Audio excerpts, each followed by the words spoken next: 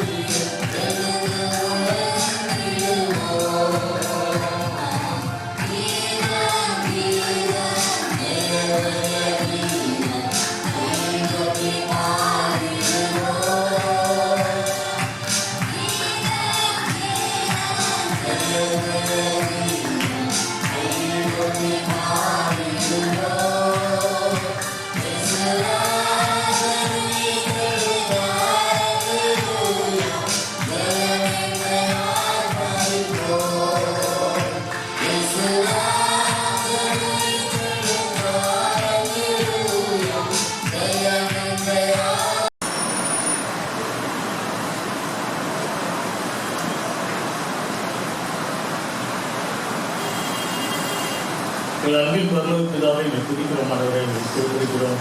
நன்றியோடு கர்த்தாவை நோக்கி பார்க்கிறோம் ஆண்டவரே. கர்த்தாவே, இந்த உயிர்த்தெழுந்த கர்த்தாவே, இந்த விசேஷமான ஆண்டவரே கிருபையாய் கர்த்தாவை எங்களுக்கு தந்த இந்த மரண மகிழ்ச்சி நாளிலே கர்த்தாவே அதிகாலை வேளையிலே தேடத்தக்கதாக எங்களுக்கு தந்த கிருபைக்காகவே துதிக்கிறோம், ஸ்தோத்திரிக்கிறோம் ஆண்டவரே. மெய்யாகவே நீரே கர்த்தாவே எங்களை கர்த்தாவே நீர் சுமந்து கொண்டு வந்திருக்கிறீர். நீரே கர்த்தாவே எங்களை கரம் பிடித்து இங்கே அடைத்து கொண்டு வந்திருக்கிறீர்கள்.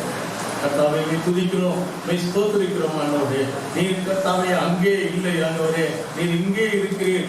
ஆகவே கர்த்தாவே நீர் இருக்கிற உம்முடைய வீட்டிலே, நீர் இருக்கிற உம்முடைய பிரசன்னத்திலே நீர் எங்களை கூட்டி சேர்த்திருக்கிற தெய்வக்கார். உம்முடைய பிரசன்னத்திலே உம்முடைய சமூகத்திலே எங்களை கொண்டு வந்த தெய்வக்கார். கர்த்தாவே உம்முடைய பாதத்திலே அமர செய்த தெய்வக்கார். துதிக்கிறோம், ஸ்தோத்திரிக்கிறோம் ஆண்டவரே. கர்த்தர் எங்களோடு பேசுகிற தெய்வன் உயிர்த்தெழுந்த நாளிலே எங்கள் ஒவ்வொருவரையும் கர்த்தாவே இன்னும் அதிகமாய் பலப்படுத்தவும், இன்னும் அதிகமாய் நாங்கள் அறியவும், இன்னும் அதிகமாய் நாங்கள் நோக்கி பார்க்கவும் கர்த்தர் எங்களுக்கு கிருபை செய்யும்படியால் எங்களோடு பேசும்படியால் ஜெபிக்கிறோம். ஒவ்வொருவரோடு பேசும் எல்லா தடைகளை இயேசுவின் நாமத்தில் அதமணி ஜெபிக்கிறோம். என் ஒருவரை மகிமைப்படுகிறார். இயேசுவின் நாமத்தில் ஜெபிக்கிறோம் நல்ல பிதாவே. இயேசு கிறிஸ்துவின் நாமத்தில் உங்கள் ஒவ்வொருவருக்கும் ஈஸ்டர் நல்வாழ்த்துக்களை தெரிவித்துக் கொள்கிறேன். கர்த்தர் தந்த இந்த நல்ல ஸ்லாக்கியத்திற்காக கர்த்தருக்கு நன்றி சொல்கிறேன். வாய்ப்பளித்த ஐயா அவர்களுக்கும் மிகவும் நான் நன்றியுள்ளவனாக இருக்கிறேன். தேவன் தாமே இந்த காலவேளையை நம்மை ஒவ்வொருவரையும் அழைத்துக் கொண்டு வந்திருக்கிறார். தேவன் நம்மோடு கூட பேசுகிற தேவன்.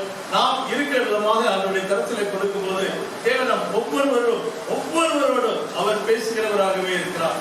இந்த நாளிலும் வெளிப்படுத்தலின் சுவிசேஷம் 1வது அதிகாரம் 18வது வசனத்தில் மத்தியில் வைக்க விரும்புகிறேன். வெளிப்படுத்தல் 1வது அதிகாரம் 18வது வசனம். மரித்தேன், ஆனாலும் இதோ சதா காலங்களிலும் உயிரோடு இருக்கிறேன். ஆமென். நான் மரணத்துக்கும் பாதாளத்துக்கும் உரிய திறவுகோல்களை உடையவனாய் இருக்கிறேன்.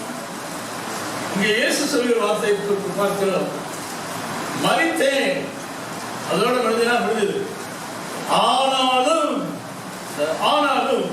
அது மாத்திரமல்ல, வேதத்திலே எங்கெல்லாம் ஆனாலும் இருக்கிறதோ அங்கெல்லாம் பாத்தீங்கன்னா ஒரு பெரிய விசேஷத்த காரியத்தை பார்க்கணும். நீ உனக்கு கேடு உண்டாக்கி கொண்டாய் அப்படின்னா முடிஞ்சது அதோட. ஆனாலும் என்னிடத்தில் உனக்கு சகாயம் உண்டு. ஆனாலும் ஒரு பெரிய காரியத்தை அதை பிரிக்கிறதை பார்க்கிறோம். அது மாத்திரமல்ல, வேதத்துல எங்கெல்லாம் இதோ என்று இருக்கிறதோ, இதோ அப்படின்னு வந்தாச்சுனாலே ஆண்டவர் ஒரு பெரிய காரியத்தை அறிவிக்க போகிறார், ஒரு பெரிய காரியத்தை செய்ய போகிறார் என்று அர்த்தம். இங்க பாருங்க, ஆனாலும் இருக்குது, அது மாத்திரமல்ல இதுவும் சேர்ந்து இருக்குது. ஒரே இடத்துல ஆனாலும் இருக்கிறது, இதோ இருக்கிறது. மரித்தேன் அப்படின்னா ஆண்டவர் நமக்காக மரித்தார். அது மாத்திரமல்ல, ஆனாலும் இதோ சதா காலங்களிலும் உயிரோடு இருக்கிறேன். ஆமென். நான் மரணத்திற்கும் பாதாளத்திற்கும் உரிய திறவுகோல்களை உடையவனாய், அத்தாரிட்டி, மரணத்திற்கும் பாதாளத்திற்கும் உரிய திறவுகோல்களை வைத்திருக்கிற தேவன். ஏசாயாவின் புஸ்தகம் 22வது அதிகாரம் 22வது வசனத்திலே இந்த காரியங்களை 1000 வருடங்களுக்கு முன்பதாகவே அங்கே தீர்க்கதரிசியாகிய ஏசாயா அங்கே முன்குறித்ததை குறித்து பார்க்கிறோம். கிட்டத்தட்ட 740-780 வருஷங்களுக்கு முன்பதாகவே ஏசாயா 22வது அதிகாரம் 22வது வசனத்திலே சொல்லப்பட்ட தீர்க்க தரிசன வார்த்தை, இயேசுவை குறித்து சொல்லப்பட்ட வார்த்தைகளை பார்க்கிறோம். ஏசாயா 22:22. தாவீதுடைய வீட்டின் திறவுகோலை அவன் தோளின் மேல் வைப்பேன். ஒருவரும் பூட்டக்கூடாதபடிக்கு அவன் திறப்பான், ஒருவரும் திறக்கக்கூடாதபடிக்கு அவன் பூட்டுவான். இங்கே தேவ இயேசு கிறிஸ்துவை குறித்து பார்க்கிறோம். அவர் ஒருவனும் பூட்டக்கூடாதபடிக்கு திறக்கிறவரும், ஒருவனும் திறக்கக்கூடாதபடிக்கு பூட்டுகிற தேவனுமாய் இருக்கிறார். இந்த ஈஸ்டர் நாளிலே, இந்த உயிர்த்தெழுந்த நாளிலே தேவன் திறக்கிற தேவனாய் இருக்கிறார்.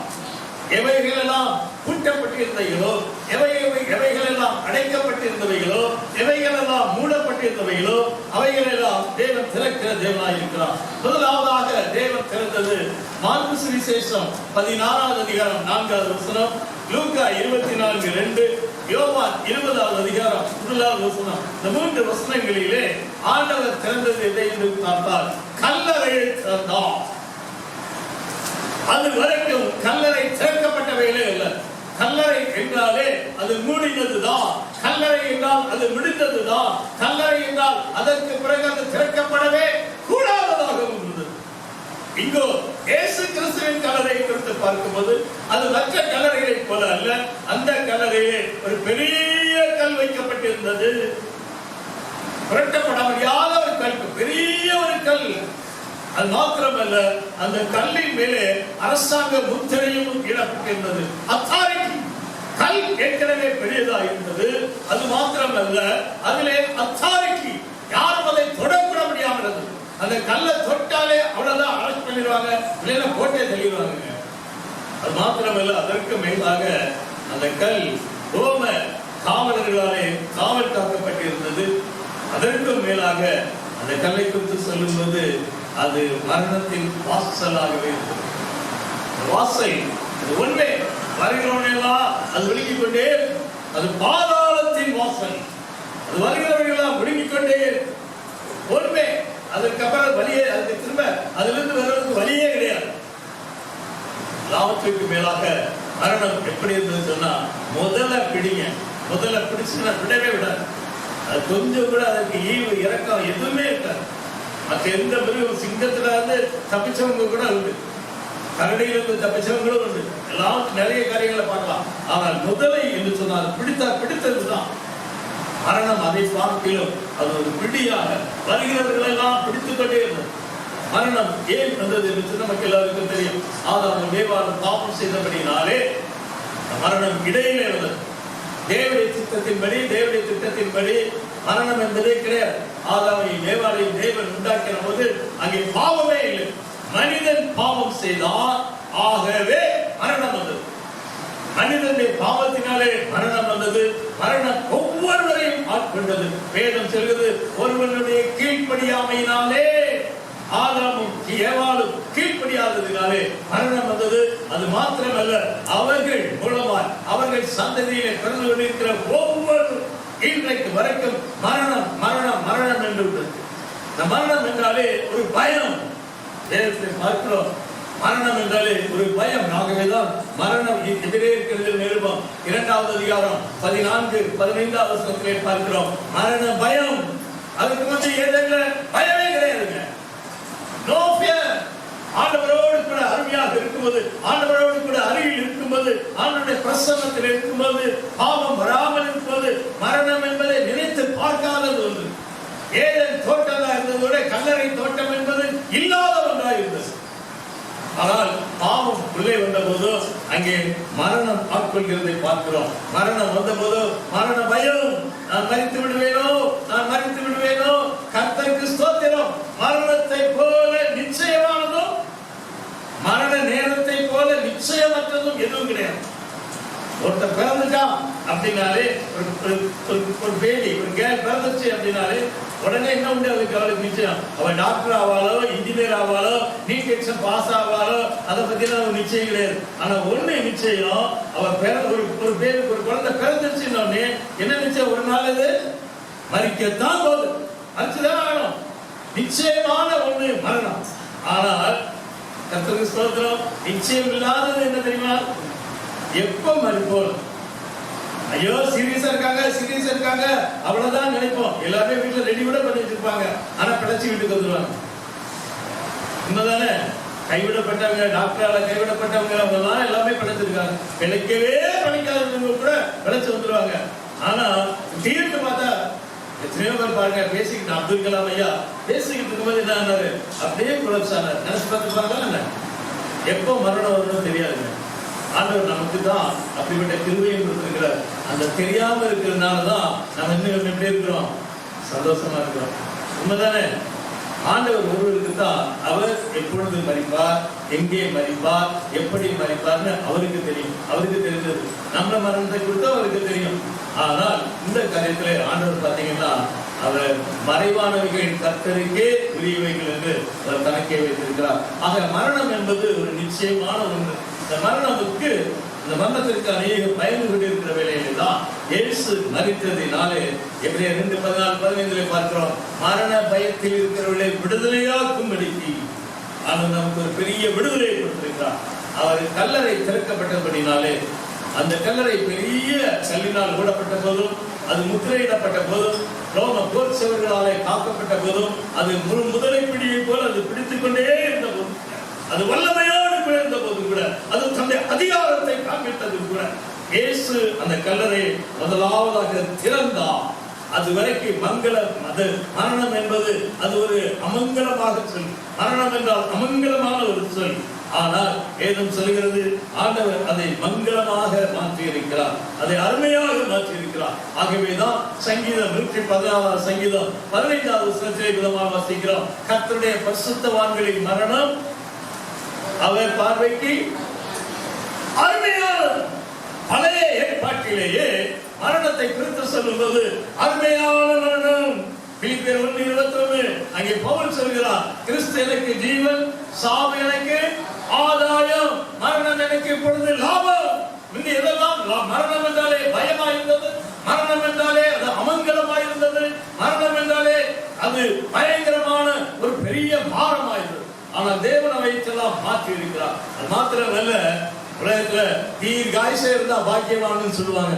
அதை காண்பிலும் வேதம் சொல்கிறது. வெளிப்படுத்தல் 14வது அதிகாரம் 13வது வசனத்திலே கர்த்தருக்குள் மரிக்கிறவர்கள் பாக்கியவான்கள், மரிக்கிறவர்கள் பாக்கியவான்கள். எப்படி? கல்லறை திறக்கப்பட்டபடியினாலே. விசேஷமாக மத்தேயு சுவிசேஷம் 28வது அதிகாரம் 6வது வசனம், எல்லாரும் பாருங்க 6 தான். மத்தேயு 28:6, மார்க் 16:6, லூக்கா 24:6, மூணுமே 6வது வசனத்திலே இருக்குது. மத்தேயு 28:6, மார்க் 16:6, லூக்கா 24:6. அங்க என்ன இருக்கிறது? அவர் இங்கே இல்லை, அவர் கல்லறையிலே இல்லை, அது திறக்கப்பட்டது. இயேசு கல்லறையே திறந்தார். ஆண்டவராலே தேவனாலே கூடாத காரியம் எதுவுமே இல்லை. இயேசு நமக்காக மரித்தார். மரித்தேன், ஆனாலும் இதோ நான் கல்லறையே திறந்திருக்கிறேன். இரண்டாவதாக லூக்கா சுவிசேஷம் 24வது அதிகாரம் 31வது வசனம் வாசிக்கலாம். லூக்கா 24:31 அருமையான ஒரு பாடலை பாடினோம். எம்மாவு சீசர்களின் இருளை அகற்றினேரே என்று சொல்லி இந்த வாசிக்கலாம். லூக்கா 24:31 திறக்கப்பட்டு அவரை அறிந்தார்கள். உடனே அவர் அவர்களுக்கு மறைந்து போனார்.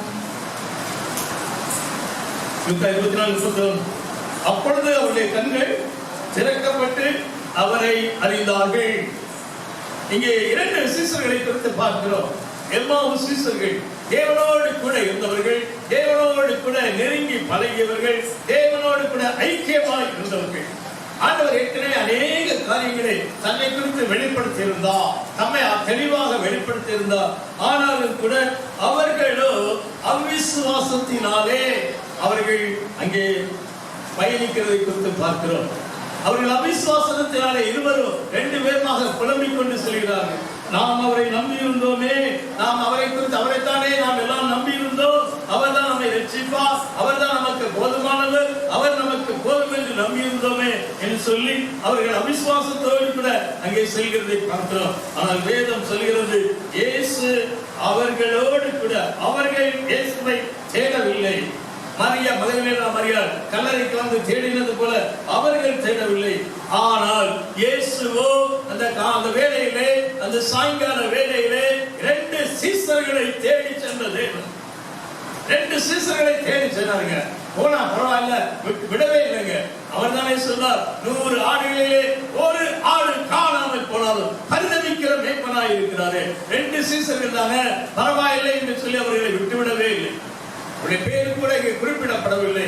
ஆனால் இயேசுவின் பார்வையிலே அவர்கள் அருமையானவர்கள். ஆகவேதான் இந்த காலை வேளையிலே தேவன் உங்களோடு பேசிக் கொண்டே இருக்கிறார். அது பார்த்தீங்கன்னா அவர்களோடு அவர் டைம் ஸ்பெண்ட் பண்ணாருங்க.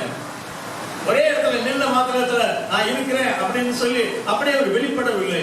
நான் தான் இயேசு, நான் உங்களோடு கூட இருக்கிறேன், நான் உயர்த்து விட்டேன் என்று அவர் உடனே அங்கே அவர்களிடத்திலே தம்மை அறிமுகப்படுத்துவதில்லை. இயேசு நம்மோடு கூட நேரம் செலவழிப்பதில்லை. அவர் ஒருபோதும் டைம் பார்க்கறதே இல்லைங்க. மறுபடியும் சொல்கிறேன், இயேசு நினைச்சிருந்தா அந்த இடத்துல இருந்து நான் தான் இயேசுன்னு சொல்லிருக்கலாம்ல. எம்மாவு சீசர்களை பார்த்த உடனே அந்த இடத்துல அப்படியே நம்ம மறுரூபப்படுத்தி இருக்கலாம். மகதலேனா மரியாளுக்கு பேசினாரு, மரியாளே அப்படின்னு கூப்பிட்டாரு. அதே மாதிரி இவங்க பேரை சொல்லி கூப்பிட்டுருக்கலாம், அவங்களுக்கு வெளிப்படுத்தி இருக்கலாம். ஆனா பாருங்க, அவங்களோட அவர் நடந்து சென்றார், அவங்களோட டைம் ஸ்பெண்ட் பண்ணாருங்க, நேரத்தை செலவழிட்டாங்க. அவருக்கு வல்லமை உண்டு. ஏன் அவளோட பேசும்போது ஆண்டவருக்கு எவ்வளவு நேரம் ஆச்சு? சவுலே சவுலே 1/2 மணி நேரமா பேசியிருந்தாரு, 2 மணி நேரமா பேசியிருந்தாரு. கூடவே நடந்து போனாரா என்ன? அவன் குதிரையில வரான்னு கூடவே போனாரா என்ன? இல்ல, ஒரே வார்த்தை தான், சவுலே சவுலே ஏன் என்னை நிந்திக்கிறாய்? அப்படிப்பட்ட வல்லமை உள்ள தேவன் சாதாரணமா அந்த மனிதர்களோட அவர் அப்படியே டைம் ஸ்பெண்ட் பண்றாரு. நம்ம கோயில் வரும்போது மணியை பார்ப்போம், அந்த பிறகு மணியை பார்ப்போம், கிட்டு பார்ப்போம், அப்படியே நெளிவோம். எவ்வளவு நேரம் உண்மையாகவே ஆண்டவருக்கு நம்ம நேரம் கொடுத்திருக்கிறோம். உயிர்த்த தேவன், வல்லமையுள்ள தேவன், ஒரு நொடியிலே சகலத்தை செய்கிற தேவன் தான் இந்த எம்மாவு சீசர்களுக்காக டைம் ஸ்பெண்ட் பண்ணார், நேரத்தை செலவழித்தார். மாத்திரமல்ல, அவங்களோட கூட அவர் நடந்தே போனாங்க. எவ்வளவு தூரம் முடியுமா? 8 மைல் 8 மைல் தூரம் அவர் நடந்து போனார். 5 மைல் 8 கிலோமீட்டர் அப்படின்னா கிட்டத்தட்ட 13-14 கிலோமீட்டர் அவர் நடந்து போனாருங்க. நம்ப முடியுதா? அவங்களோட நடந்து போனாரு. அவங்க என்ன வசனா பாடுவோம்னு பிரிச்சுட்டா வந்தாங்க, ஆண்டவரை ஆராதிச்சுட்டா வந்தாங்க, அவங்களோ புலம்பி கொண்டு வந்தாங்க, அவங்களோட அவிசுவாசத்தினாலே நிறைந்தாங்க. அவங்க வீட்டு வரைக்கும் நடந்து வந்தார்.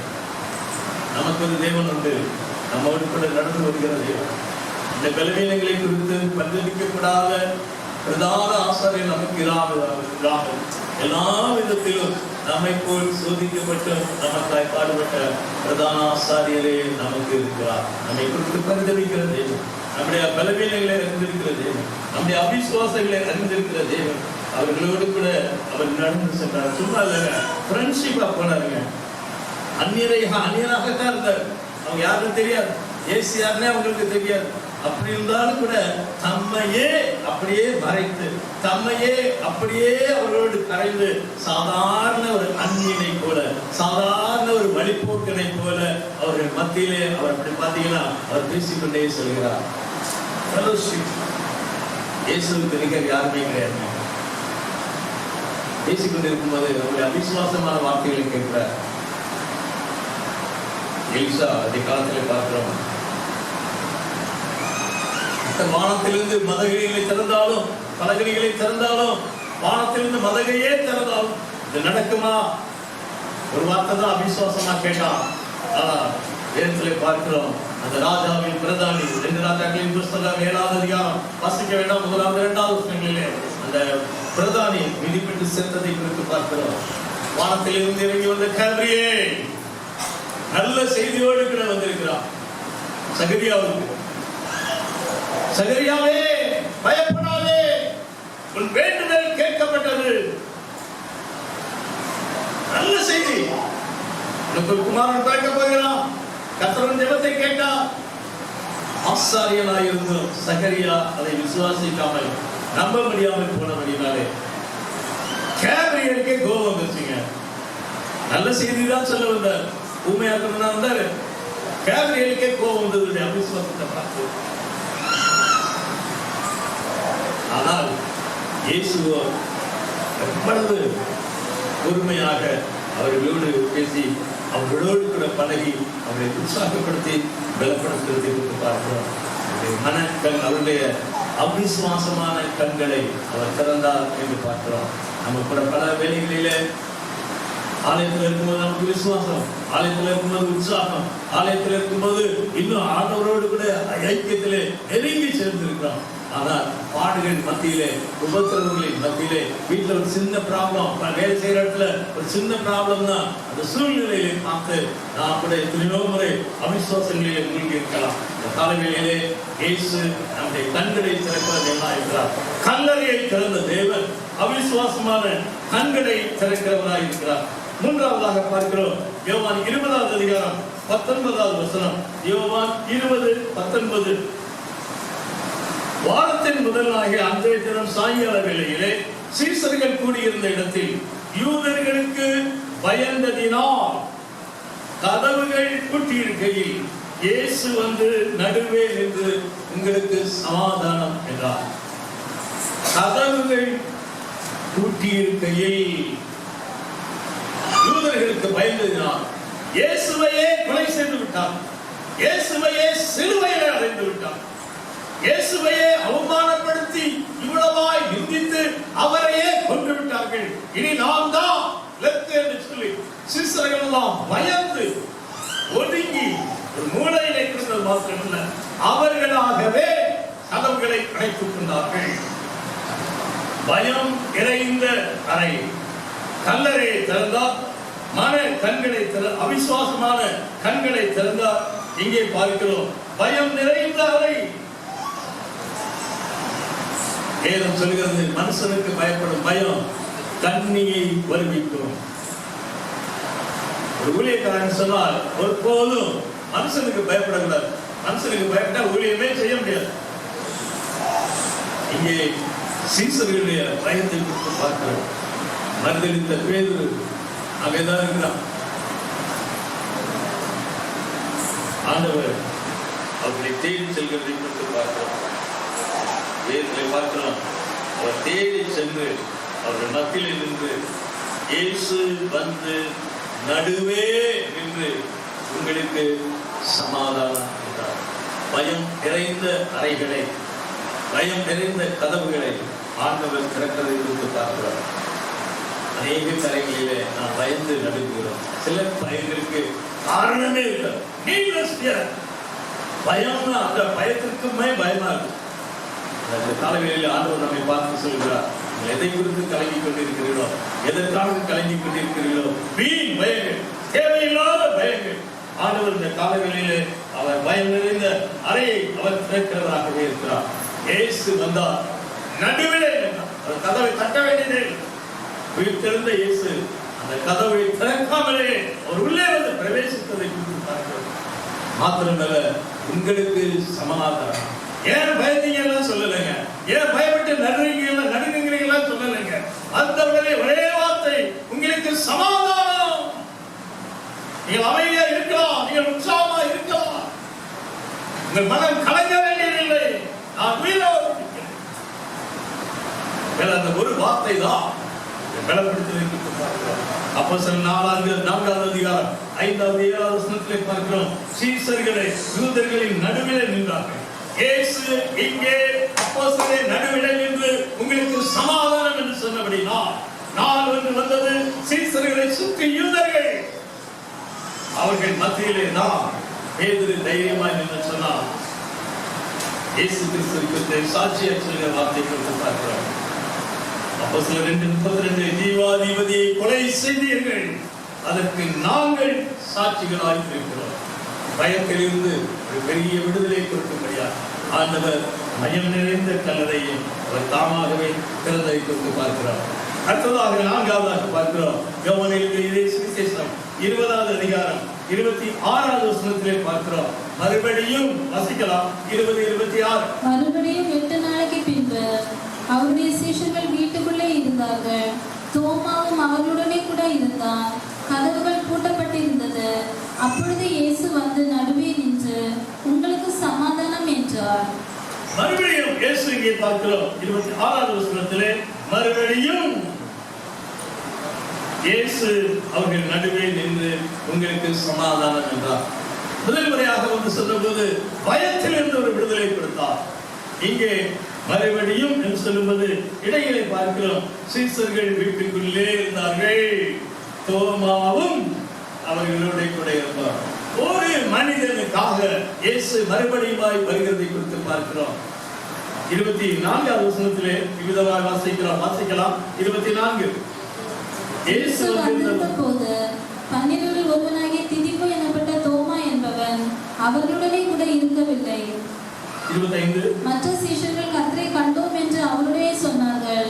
அதற்கு அவன், அவருடைய கைகளில் ஆணிகளுடான காயத்தை நான் கண்டு அந்த காயத்திலே என் விரலை இட்டு என் கையை அவருடைய விழாவிலே போட்டாலுடைய விசுவாசிக்க மாட்டேன் என்றான். இந்த வார்த்தை யாரிடத்திலே சொன்னா? தோமா முதலாவதாக 24வது வசனத்திலே தோமா இல்லை. இயேசு தோமா இல்லாததை அறிந்திருந்தார். மாத்திரமல்ல, 25 தோமா சொல்கிற வார்த்தைகளை பார்க்கிறோம். அவன் அந்த காயத்தில் அவருடைய கைகளில் ஆணிகளில் உண்டான காயத்தை நான் கண்டு அந்த காயத்தில் என் விரலை இட்டு என் கையை அவருடைய விலாவில் போட்டாலுடைய விசுவாசிக்க மாட்டேன் என்று உடன் உள்ள அப்போஸ்தலரிடத்திலே சொன்னான். உடன் உள்ள சீசர்களோடு, மற்ற சீசர்களோடு தான் சொன்னான். ஆனால் இதை யார் கேட்டா? இயேசு கேட்டாருங்க. கர்த்தருக்கு பயந்தவர்கள் ஒருவரோடு ஒருவர் பேசிக் கொள்வார்கள். ஆண்டவர் நம்ம பேசுறத கேட்கறது யாராவது போய் சொன்னாங்களா என்ன? இந்த மாதிரி தோமா ஆண்டவரே இல்ல, ஆண்டவரே தோமா மறுபடியும் வந்துட்டான், தோமா இப்படி சொன்னா, யாராவது ஆண்டவர் போய் சொன்னாங்களா? யாராவது போய் சொன்னாங்களா? தகவல் சொன்னாங்களா? இல்ல, தேவையே இல்லை. ஆண்டவர் பாருங்க, அறிந்திருக்கிற தேவன். அதோடு கூட இந்த தோமாவை குறித்து அவர் கரிசனை உள்ளவராக இருந்தார். இங்கும் பார்க்கிறோம், தோமா நம்பல, அப்படியே ஆண்டவர் பைபாஸ் பண்ணி அவனை விட்டுட்டு போயிட்டாரா? இல்லை, இதே சேவானுக்காகத்தான் அவர் தேடி வந்ததை குறித்து பார்க்கிறோம். அறிக்கையாவின் புத்தகம் 3ஆம் அதிகாரத்தில் 16ஆம் வசனத்தில் பார்க்கிறோம், கர்த்தர் கவனித்து கேட்பார். நான் பேசுகிற ஒவ்வொரு வார்த்தை நமக்கு ஒரு தேவன் உண்டு. அவர் கவனித்து கேட்கிற தேவனாக இருக்கிறார். கேட்பார் என்று மாத்திரமல்ல, அவருடைய சந்தேகத்தை அவர் தீர்க்கதை குறித்து பார்க்கிறோம். ஆண்டவர் சொன்னார், நீ உன் விரலை நீட்டி என் கைகளை உன் கையை நீட்டி என் விலாவிலே போடு. அவர் சொன்ன ஒவ்வொரு வார்த்தை கையை போடவே வேண்டியதில்லைங்க, தொடவே வேண்டியதில்லைங்க. என் தேவனுக்கு எப்படி தெரியும்? நான் சொன்ன ஒவ்வொரு வார்த்தையும் அப்படியே ஒவ்வொரு எழுத்தாக தோமாவுக்கு நல்லா தெரியுங்க. இயேசுக்கு எப்படி அந்த வார்த்தை தெரிந்தது? நான் சொன்ன வார்த்தைகள் எப்படி தெரிந்தது? வார்த்தையிலே வல்லமை உண்டு. இயேசு தேவனை விட்டு பார்த்தாங்க, இல்லை, ஒரே வார்த்தை தான், என் ஆண்டவரே என் தேவனே. ஆண்டவர் அங்கே சந்தேகம் நிறைந்த அந்த அறைக்கு மறுபடியும் வந்தார். சந்தேகம் நிறைந்த அறையை திறந்தார். சந்தேகம் நிறைந்த அந்த தோமாவுடைய வாழ்க்கையிலே பெரிய அற்புதத்தை அவர் செய்கிறதை குறித்து பார்க்கிறோம். அனைவரும் சந்தேகப்பட்டாங்க. ஆண்டவர் அவர்களுக்கெல்லாம் இறங்கினவராகவே இருந்தார். நாமும் கூட பல வேளைகளிலே எவ்வளவு சந்தேகப்படுதோம். அவிசுவாசம் மட்டும்தான், சந்தேகம். நடக்குமா நடக்காதா, நடக்குமா நடக்காதா, நம்பலாமா, இந்த காலத்தில் ஆண்டவர் செய்வாரா செய்ய மாட்டாரா, சந்தேகப்பட்டதிலே பார்க்கிறோம். வேறு ஆண்களும் கடல் நடந்து வந்தான். திடீர்னு அலைய பார்த்தான், காற்றை பார்த்தான், அவ்வளவுதான், முழுக ஆரம்பித்தான். ஆண்டவர் ஒரே வார்த்தை தானே கேட்டாரு, ஏன் சந்தேகப்பட்டாரு? ஆண்டவர் கைவிட்டாரா? பேதுருவையும் உடனே கையை நீட்டி வேதனை பார்க்கிறோம். அவனை தூக்கி விட்டதை குறித்து பார்க்கிறோம். கூட ஆண்டவர் அந்த விளைவினங்களை குறித்து அக்கறை உள்ளதையெல்லாம் இருக்கிறார். ஆண்டவர் மாத்திரம் நம்ம சந்தேகங்களுக்கும் நம்முடைய அவிசுவாசங்களுக்கும் ஒரு தண்டனை கொடுப்பார், பதிலளிப்பார்னு சொன்னார். நம்ம என்றைக்கோ மடித்து போயிருக்கோம். இந்த சந்தேகங்களின் மத்தியிலும் கூட, தேவையில்லாத சந்தேகங்களின் மத்தியிலும் கூட ஆண்டவர் நமக்கு உதவி செய்கிறவராகவே இருக்கிறார். இயேசு சொன்னார், காணாமல் 29ஆம் வசனத்திலே, தோமாவே நீ என்னை கண்டதினாலே விசுவாசித்தாய், காணால் இருந்தும் விசுவாசிக்கிறவர்கள் பாக்கியவான்கள். ஆண்டவர் நம்மை தானே பாக்கியவான்கள் என்று சொல்கிறார். அந்த கண்களினாலே தோமா இயேசுவை கண்டது போல நாம் காணவில்லை. இன்றைக்கு நாம் காண முடியாது. நாளொன்று வரும், அன்றைக்கு அவரை முகமுகமாய் காண்போம். இன்றைக்கு நம்மோடு கூட பேசுகிற தேவனாகவே இருக்கிறார்.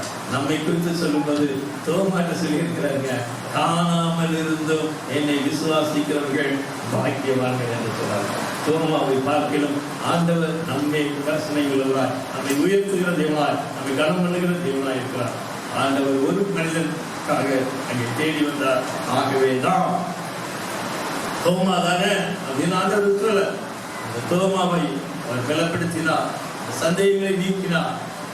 ஆகவேதான் சென்னை பட்டணத்திலே வந்து இரத்த சாட்சியாக தோமா மரித்ததை குறித்து பார்க்கிறோம். அந்த இந்திய தேசத்திலே அப்போஸ்தலனாக அவர் வரும்படியா தேவனே அவரை அனுப்பினாங்க. விசேஷமாய் இந்த சென்னை பட்டணத்திலே தோமா பெரிய இரத்த சாட்சியாய் வந்து சுவிசேஷத்தை அறிவித்து அவருக்காய் இன்றைக்கும் அந்த பலனை பார்க்கிறோமே, அந்த கண்களை பார்க்கிறோமே. அப்படிப்பட்ட பெரிய கிருமிகளை கொடுத்து பார்க்கிறோம். அடுத்ததாக பார்க்கிறோம் லூக்கா 24வது அதிகாரம் 45வது வசனம். லூக்கா 24:45.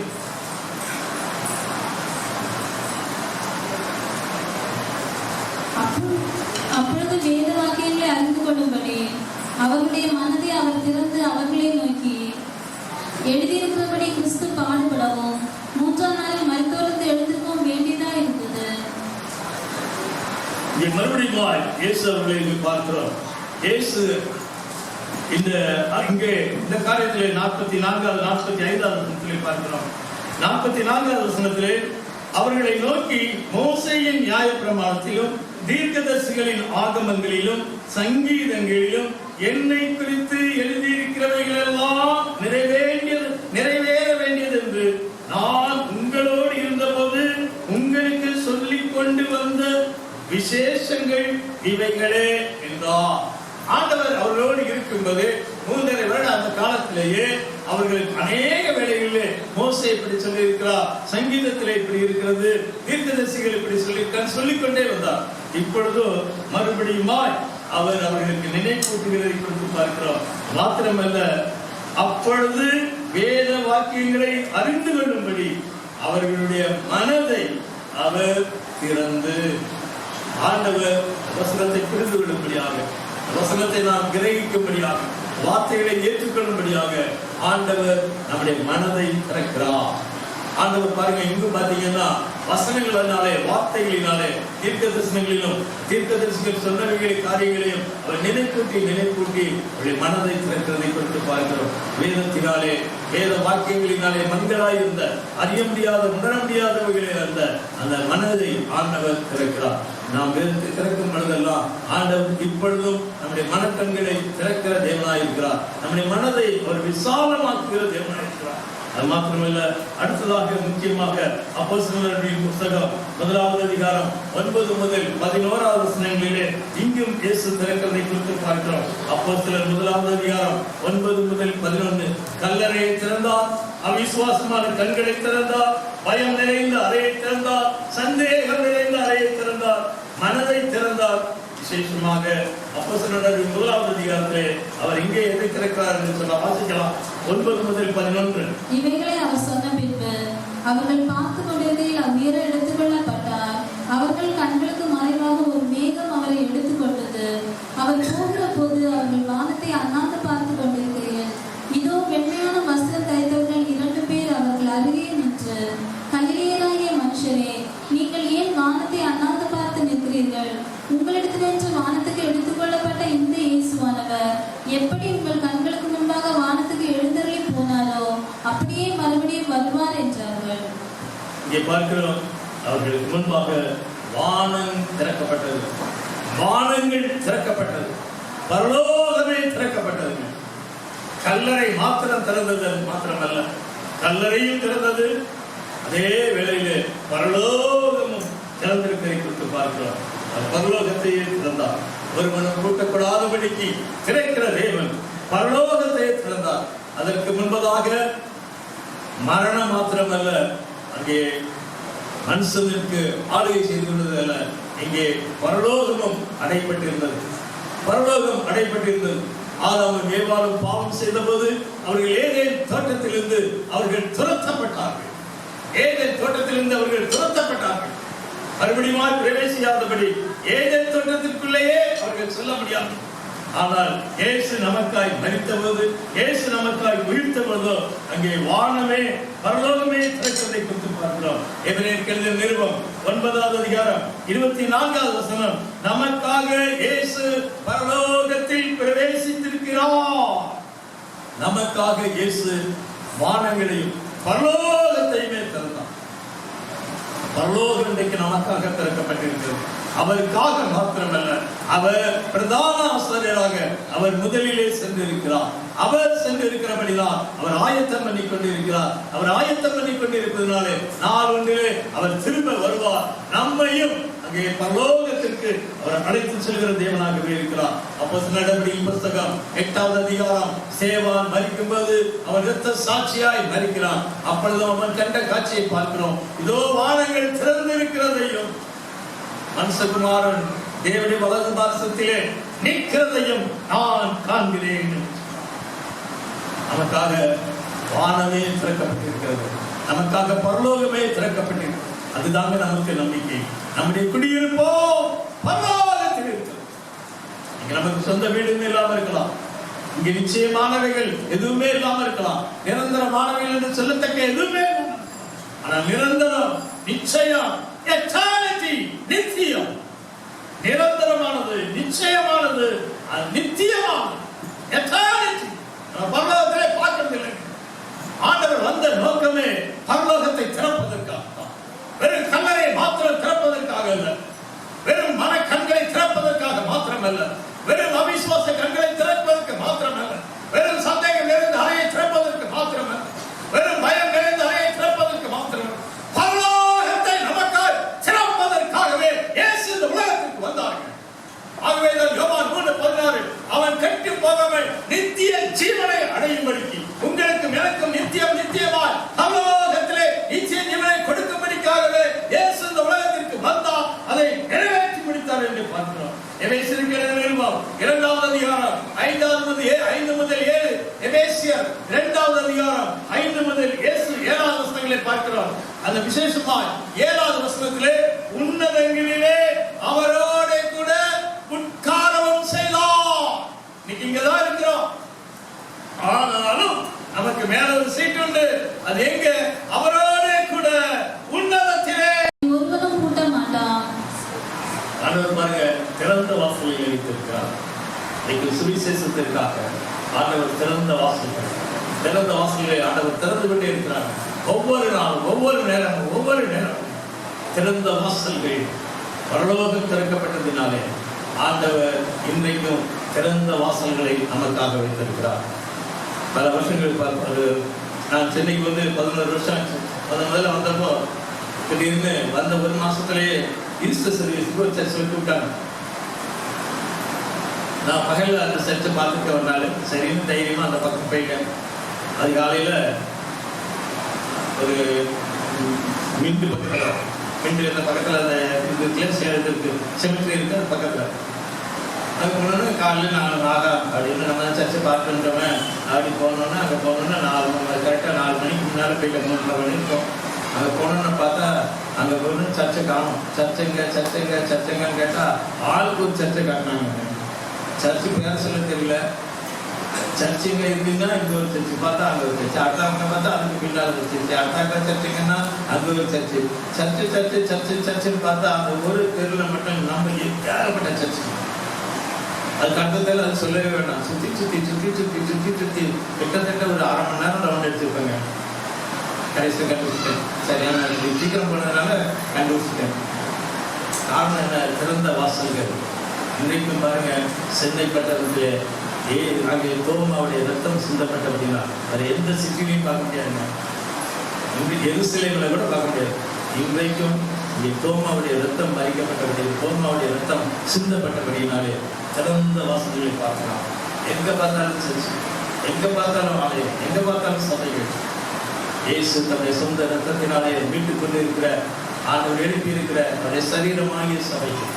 காரணம், ஒருவனும் திறக்கப்படாதபடிக்கு தூக்குகிற தேவன், ஒருவனும் கூட்டப்படாதபடிக்கு திறக்கிற தேவனுமாக இருக்கிறார். சபைகள் எழுப்பிக் கொண்டே இருக்கிறது. சபைகள் எழுப்பிக்கொண்ட கடைசி கால சபைக்கு எத்தனை சபை, எத்தனை கிளைகள்ங்க, எத்தனை பிராஞ்சுங்க. அப்பா எங்கெங்கெல்லாம் பிராஞ்சு, பஞ்சாப்ல இருந்து ஆண்டவர் அநேக சபைகள் தரவில்லையா, அநேக கிளைகளை தரவில்லையா? இன்றைக்கும் ஜோலிக்கத்தக்கதாக, இன்றைக்கும் கத்தர்களை நிறுத்தத்தக்கதாக ஆண்டவர் நமக்கு இவ்வளவு சபைகளை கொடுத்திருக்கிறார். சபைகள் திறக்கப்பட்டிருக்கிறது. திறந்த வாசல்களை உனக்கு முன்பாக, திறந்த வாசலை உனக்கு முன்பாக வைத்திருக்கிறேன். அது மாத்திரமல்ல, அப்போஸ்தலர் புத்தகம் 16வது அதிகாரம் 14வது வசனத்திலே பார்க்கிறோம். அங்கே ஒரு சின்ன ஒரு ஜெப கூட்டம், அது ஆற்றங்கரையிலே ஒரு சிறிய கூட்டம். அந்த கூட்டத்திலே அங்கே ஒரு சின்ன பிரேயர் செல்றாங்க. பிரேசல்லையும் பவுல் அப்போஸ்தலன் பேசும்போது வேதம் சொல்கிறது கர்த்தர் பவுல் பேசுகைகளை கேட்கும்படியாக லீதியாளின் இதயத்தை கர்த்தர் திறந்தார். ஆவியானவர் லீதியாளுடைய இதயத்தை திறந்தார் என்று பார்க்கிறோம்.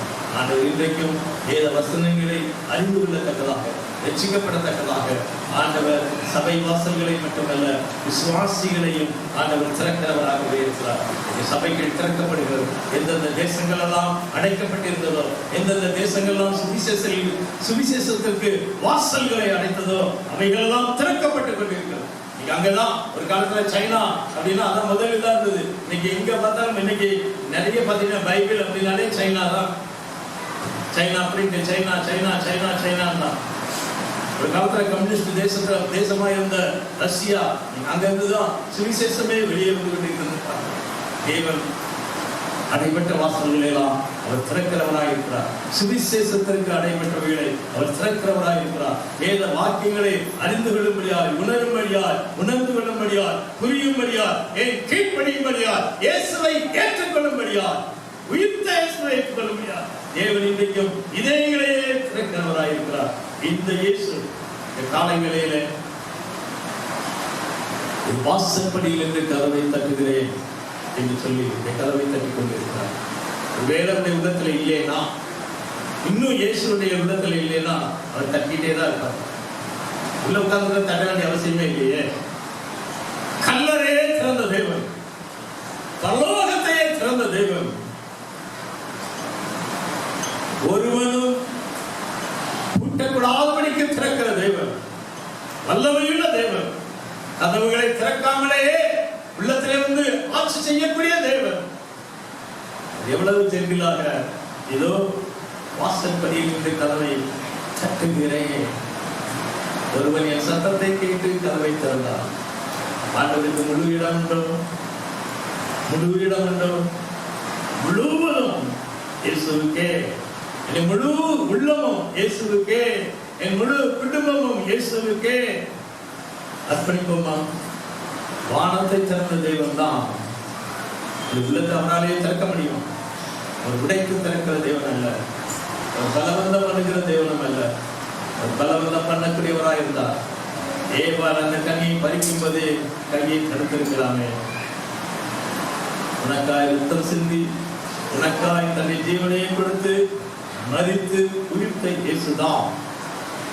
உனக்கு தெரியும், உங்களுக்கு தெரியும், இந்த உள்ளத்துல இன்னும் யார் இருக்கிறாங்க?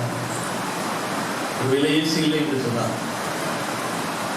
உங்களுக்கு சிலரா இருக்கலாம், யாரோ ஒருத்தராக கூட இருக்கலாம். இயேசு இல்லை என்று சொன்னார். உனக்காகவே உங்களுக்காகவே இயேசு கதவை தட்டிக் கொண்டிருக்கிறார். உள்ளத்தை திறப்போமா? முழு இடம் கொடுக்கலைன்னா இன்னும் முழு இடத்தையும் ஆண்டவருக்காக கொடுப்போமா? எல்லாமே நீர்தான் இருக்கணும் ஆண்டவரே. என் வாழ்க்கையில, என் எண்ணத்திலே, என் சிந்தையிலே, என் எல்லாத்திலையும் ஆண்டவரே, இந்த வாஞ்சையிலே, விருப்பத்திலே எல்லாமே நீரா இருக்கணும் ஆண்டவரே. முழு இடம் கொடுப்போமா? 2 எஜமான்களுக்கு ஊழியம் செய்ய ஒருவனாலும் கூடாது. 2 எஜமான்களுக்கு யாராலும் ஊழியம் செய்ய ஒருவனாலும் கூடாது. சண்டே மாத்திரம் கிறிஸ்டியனா இருந்தா அது பண்டே கிறிஸ்டியன். அது ஆண்டவருக்கே செய்யறது போல. ஞாயிற்றுக்கிழமை மாத்திரம் ஆண்டவர் போதுதான் நத்திங்க. உலகத்தை திறந்த தேவன் தான் முழு இடத்தை பெறுகிறார். கொடுத்து பாருங்க, ஆண்டவர்களை முழுமையாக அவர் பயன்படுத்துவார். கண்களை மணி ஆண்டவருடைய கருத்தை நோக்கி பார்க்கலாம். ஆண்டவருக்கு சோதனை செலுத்துவோமா? நமக்கு ஒரு தேவன் உண்டு. நமக்காக கல்லறையை திறந்திருக்கிறார். கல்லறை திறக்காமலேயே அவரால் வெளியே வர முடியும். கல்லை புரட்டாமலேயே அவரால் வெளியே வர முடியும். அந்த சீல்களை உடைக்காமலே அவரால் வர முடியும். ஆனால் பகிரங்கமாக சாட்சியா இருக்க இல்லைன்னா இந்த கல்லறைகளை இருக்காருன்னு சொல்லியிருப்பாங்க. கல்லறை திறக்கப்பட்டது. கல்லறையே திறந்தார். பகிரங்கமாக திறக்கப்பட்டது. பெரிய கல், முத்திரையிடப்பட்ட கல், சேவகர்கள் காத்துக் கொண்டிருந்த கல். ஆனாலும் அவர் அங்கே இல்லை. அவர் இங்கே இருக்கிறார். அவர் அங்கே இல்லை, நம்மோடு கூட இருக்கிறார். அவர் அங்கே இல்லை, நம்முடைய உள்ளத்திலே இருக்கிறார். சோத்திரம், சோத்திரம். What a God we have. எவ்வளவு கருசலை உள்ளது. 8 மைல் பக்கத்தில் இருக்கிற ஆலயம். கம்பீரமாக எவ்வளவு உதவி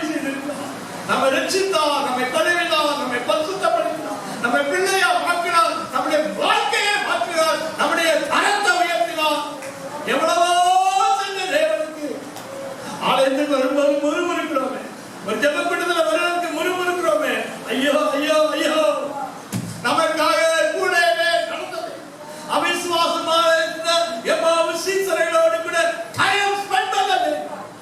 ஆலயத்துல மணியை பார்க்கிறோமே, ஜெப கூட்டத்துல மணியை பார்க்கிறோமே. இயேசு மணியை பார்த்திருப்பாரோ? இயேசு நமக்காக சமயத்தை பார்த்திருப்பாரோ? நமக்காக நேரம் செலவிட்டார், நேரம் செலவிட்டுக் கொண்டிருக்கிறார். இப்பொழுதும் நன்றி சொல்லுமா. எத்தனையோ முறை பயத்தை நீக்கும்படியாக அவர் தேடி வந்திருக்கிறார். எத்தனையோ முறை அவிசுவாசத்தை நீக்கும்படியாக தேவன் தேடி வந்திருக்கிறார். எத்தனையோ முறை சந்தேகங்கள், தேவையில்லாத சந்தேகங்கள், நடக்குமோ நடக்காதா நாமே முயற்சி செய்கிறோமே. ஆனாலும் கூட நம்மை கைவிடவில்லையே. நாமத்திற்கு மேலாக ஆண்டவர் இன்னைக்கு நமக்கு நல்ல சிறந்த சபையை கொடுத்திருக்கிறார். இன்னும் ஊழியம் செய்யத்தக்கதாய் நம்முடைய ஒவ்வொருவருக்கும் ஒரு பாரத்தை கொடுத்திருக்கிறார். அநேக லீதியார்களே தேவன் இன்னும் இந்த கொடுங்கையிலே தேவன் வைத்திருக்கிறாரே. போய் சொல்லும்படியா தேவன் நம்ம இன்னும் அனுப்பி கொண்டு இருக்கிறவராக இருக்கிறார். இடையில நாம் முழுமையா ஆண்டவரே சுத்தமாக நாங்கள் இன்னும் செய்யணும், இங்கே ஆளுகை செய்யும் என்று சொல்லி ஆண்டவரை கற்றுக்கொள்கிறோம். பிதாவை துதிக்கிறோம் ஆண்டவரே, ஸ்தோத்திரிக்கிறோம். நன்றியோடு கர்த்தாவை நோக்கி பார்க்கிறோம் ஆண்டவரே. உயிர் திறந்த நாளிலே கர்த்தாவை எங்களோடு பேசின தயவிற்காய் உமக்கு ஸ்தோத்திரம் ஆண்டவரே. நீர் அங்கே இல்லை இங்கே இருக்கிறேன் என்று சொல்லத்தக்கதாய், நீர் அங்கே இல்லை என் கூட இருக்கிறேன் என்று சொல்லத்தக்கதாய், நீர் அங்கே இல்லை எங்களுடைய உள்ளத்திலே இருக்கிறேன் என்று சொல்லத்தக்கதாய், நீர் அங்கே இல்லை நீர் எங்களுடைய வீட்டிலே இருக்கிறேன் என்று சொல்லத்தக்கதாய், நீர் அங்கே இல்லை இவர் கர்த்தர் இவர்களோடு கூட இருக்கிறார் என்று மற்றவர்கள் சொல்லத்தக்கதாய், அப்படிப்பட்ட ஒரு பெரிய சாக்கியத்தை கர்த்தர் இந்த காலங்களிலே எங்களுக்கு தந்ததற்காக ஸ்தோத்திரம் ஆண்டவரே. நாங்கள் கர்த்தாவே இந்த உணர்வோடு கூட ஆண்டவரே இந்த உண்மையோடு கூட அநேகரை மக்கள் ஆதாயம் விட்டு தூரமாய் உங்களுடைய வாழ்க்கை இருக்கிறதா? மகனே, நான் உன்னோடு கூட இருக்கணுமே, உன்னை நடத்தணுமே, என் சித்தத்தை செய்யும்படியா நான் உன்னோடு கூட இருக்கணுமே என்று சொல்லி ஆண்டவர் உங்கள் இதய கதவை தட்டுகிற தேவனாய் இருக்கிறார். ஆண்டவருக்கு உங்களை ஒப்புக் கொடுங்க. ஹல்லேலூயா. உயிர்த்தெழுந்த தேவன் இந்த நாளிலே உங்களுடைய வாழ்க்கையிலும் அவர் இயற்கைக்கு அப்பாற்பட்டதான காரியங்களை செய்கிறவர். ஹல்லேலூயா. ஸ்தோத்திரம். கல்லறை என்பது அது திறக்கக்கூடியதல்ல, அது எப்பொழுதுமே அடைக்கப்பட்டதாய் கிடக்கிற ஒரு காரியம். ஆனால் அதை ஆண்டவர் திறந்தார் என்றால் உங்களுடைய வாழ்க்கையில எப்படிப்பட்டதான காரியங்களையும் திறக்க வல்லமையுள்ள தேவனாய் இருக்கிறார். ஹல்லேலூயா.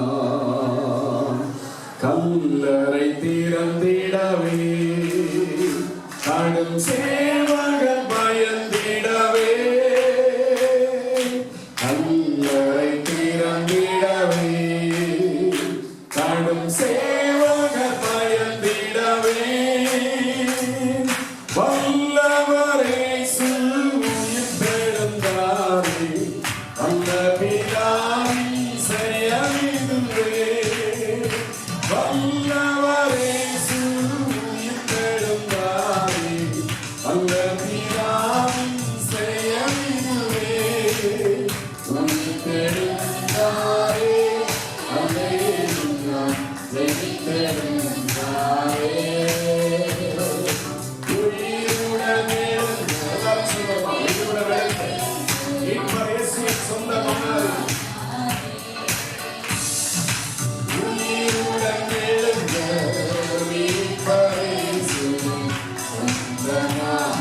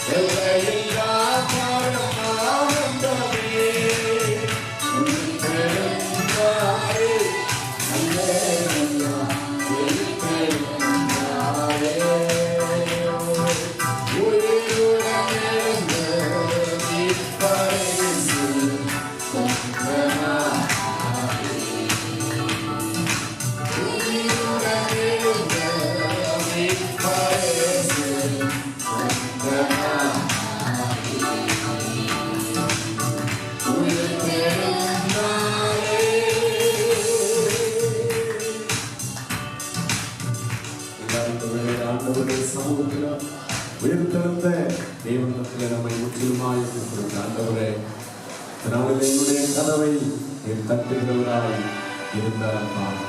உடைய சமூகத்தில் என்னை முற்றிலுமாய் ஒப்புக்கொடுக்கிறேன். உயிர் திறந்த தெய்வம் ஆண்டவரே, என்னுடைய வாழ்க்கையை ஆண்டவரே உயிருள்ள சாட்சி உள்ள ஒரு வாழ்க்கையாய் நடத்தி செல்லும்படியாய் ஒப்புக் கொடுக்கிறேன் என்று சொல்லி இவர்கள் எல்லாரும் சொல்லிப்போம். கண்களை மூடி சொல்லிப்போம். நல்ல ஆண்டவரே, அருமையான இந்த உயிர் தெழுந்த காலை ஆராதனையிலே ஆண்டவரே, உம்முடைய சமூகத்தில் நாங்கள் வந்து உண்மை ஆராதிக்கும்படியாக ஜீவனுள்ள தேவனாகிய கர்த்தர் நீர் கொடுத்த கிருபைகளுக்காய் ஸ்தோத்திரம் அப்பா. இந்த நாளிலும் ஆண்டவரை பாடி துதித்து ஆராதித்த ஒவ்வொரு தேவ பிள்ளைகளையும் அவர்கள் குடும்பங்களையும் கர்த்தர் ஆசீர்வதிக்க வேண்டுமாய் சொல்லிக்கிறோம் ஆண்டவரே. கர்த்தாவே ஸ்தோத்திரம் ஆண்டவரே. கிறிஸ்தவ வாழ்க்கை என்றாலே அது உயிர்த்தெழுதலும் நம்பிக்கைக்குரிய ஆண்டவரை வாழ்க்கையாக இருக்கிறது. ஆண்டவரே ஸ்தோத்திரம் கர்த்தாவே. ஆண்டவரே ஸ்தோத்திரம். பவுல் அப்போஸ்தலன் சொல்லும்போது கிறிஸ்துவனுடைய உயிர்த்தெழுதல் இல்லாவிட்டால் நாங்கள் பிரசங்கிக்கிற எல்லா காரியங்களும் வீணாய் இருந்திருக்குமே என்று சொல்லுகிறதை பார்க்கிறோம். ஆண்டவரே, நீ சொல்லி இருக்கிறீர், மரித்தேன் ஆனாலும் இதோ சதா காலங்களிலும் ஜீவனோடு கூட இருக்கிறேன் என்று சொல்லி இருக்கிறீரப்பா. நாங்கள் ஆண்டவரே உயிரோடு எழும்பின இயேசுவே உம்முடைய பிள்ளைகளாய் இருக்கிறபடியினாலே ஸ்தோத்திரம் அப்பா. ஆண்டவரே ஸ்தோத்திரம் ஆண்டவரே. உயிர்த்தெழுந்த தேவன் இந்த காலை வேளையிலே உம்மை ஆராதித்த ஒவ்வொரு ஜனங்களையும் ஆசீர்வதிக்கிற ஜீவனுள்ள தேவனாய் இருக்கிறபடியினாலே ஸ்தோத்திரம் கர்த்தாவே. ஆண்டவரே, இந்த நாளிலே செய்தியிலே கேட்டது போல பலவிதமான நிலைமைகளோடு வந்த ஜனங்கள் உண்டு கர்த்தாவே. ஒரு சீசருடைய வாழ்க்கையிலே ஒரு ஏமாற்றம். ஓ ஆண்டவர் இயேசு அற்புதங்களை செய்தார், அதிசயங்களை செய்தார், நன்மைகளை செய்கிறவராய் சுற்றி திரிந்தார். ஓ எவ்வளவு நல்ல தேவன், அவருக்கு எதிராய் தீங்கு செய்து விட்டார்கள் என்கிற துக்கம், வேதனை, ஏமாற்றம் அவருடைய வாழ்க்கையில காணப்பட்டது. அவளை தேடி சென்று அவர்களோடு நேரத்தை செலவிட்டு ஆண்டவரே கர்த்தாவே நீர் அவர்கள் இருதயத்தை தேற்றினீரே, கண்களை திறந்தீரே அப்பா. இந்த நாளிலும் அப்பா ஆண்டவரே ஸ்தோத்திரம் ஆண்டவரே. இருதயத்துல வேதனைகள், பலவிதமான ஆண்டவரே வேதனைகளோடு இருக்கிற ஜனங்கள் உண்டு ஆண்டவரே. வேதனைகளை மாற்றும்படியாய் நான் உயிரோடு கூட இருக்கிறேன் என்று சொல்லி ஆண்டவரே பிள்ளைகளுடைய கண்களை திறக்கிற ஆண்டவர் இயேசுவாய் நீர் இருக்கிறபடியினாலே ஸ்தோத்திரம் அப்பா. ஹல்லேலூயா. ஒவ்வொருவரையும் தைரியப்படுத்தும் ஆண்டவரே. எந்த ஒரு காரியத்தினாலே சோர்வடைந்தவர்களாய் இந்த காலை வேளை அவர்கள் வந்திருந்தாலும் கூட இயேசு கிறிஸ்துவின் வல்லமையுள்ள நாமத்தினாலே இருதயங்களிலே காணப்படுகிற அந்த சோர்வு ஆவிகள் மாறட்டும் ஆண்டவரே. கர்த்தருடைய ஆவியானவர் திறப்பீராக.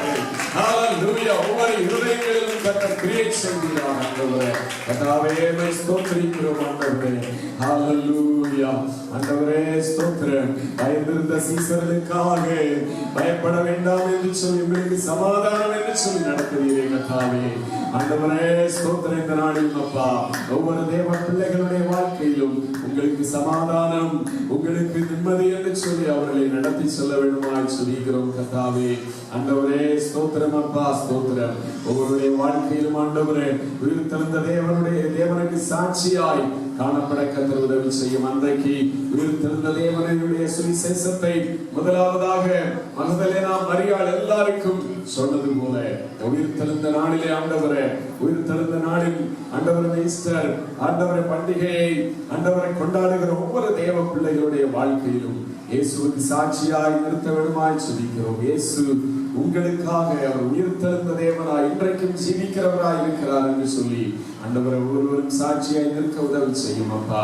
வார்த்தையை பகிர்ந்து கொடுத்ததான அருமையான தாசனை ஆசீர்வதியும் அவருடைய ஊழியர்களோடு கூட இருந்து இன்னதிகமாய் பயன்படுத்தும் ஆண்டவரே ஸ்தோத்திரம். குடும்பத்தில் சகோதரி பிள்ளைகள் எல்லாரோடும் கலம் இருக்கட்டும். வந்ததான எல்லாரையும் ஆசீர்வாதத்தோடு சமாதானத்தோடு கத்திருந்த வேளையை அனுப்பும். இயேசு நாமத்தில் சுபங்கள் நல்ல பிதாவே ஆமென். நம்முடைய கர்த்தராகிய இயேசு கிறிஸ்துவின் கிருபையும் பிதாவாகிய தேவனுடைய அன்பும் பரிசுத்த ஆவியானவருடைய அன்பின் ஐக்கிய சிநேகமும் இன்றும் என்றும் சதா காலங்களிலும் நம் அனைவரோடும் கூட இருப்பதாக. ஆமென். என் ஆத்துமாவே கர்த்தரை ஸ்தோத்திரி, முழு உள்ளமே அவருடைய பரிசுத்த நாமத்தை ஸ்தோத்திரி. என் ஆத்துமாவே கர்த்தரை ஸ்தோத்திரி, கர்த்தர் செய்த சகல வாரங்களின் மறவாதே. ஆமென். மரித்த இயேசு உயிர்த்து விட்டார். அல்லேலூயா. அன்னை இயேசு ஜீவிக்கிறார். அல்லேலூயா. மரித்த இயேசு உயிர்த்து விட்டார். அல்லேலூயா. அன்னை இயேசு ஜீவிக்கிறார். அல்லேலூயா. அல்லேலூயா. ஜீவிக்கிறார். அல்லேலூயா அல்லேலூயா ஜீவிக்கிறார். அல்லேலூயா ஜீவிக்கிறார். அல்லேலூயா அல்லேலூயா ஜீவிக்கிறார். அந்த இயேசு விட்டார். அல்லேலூயா அந்த இயேசு ஜீவிக்கிறார். அல்லேலூயா அந்த இயேசு விட்டார். அல்லேலூயா அந்த இயேசு ஜீவிக்கிறார். அல்லேலூயா. Hallelujah. Hallelujah. Hallelujah.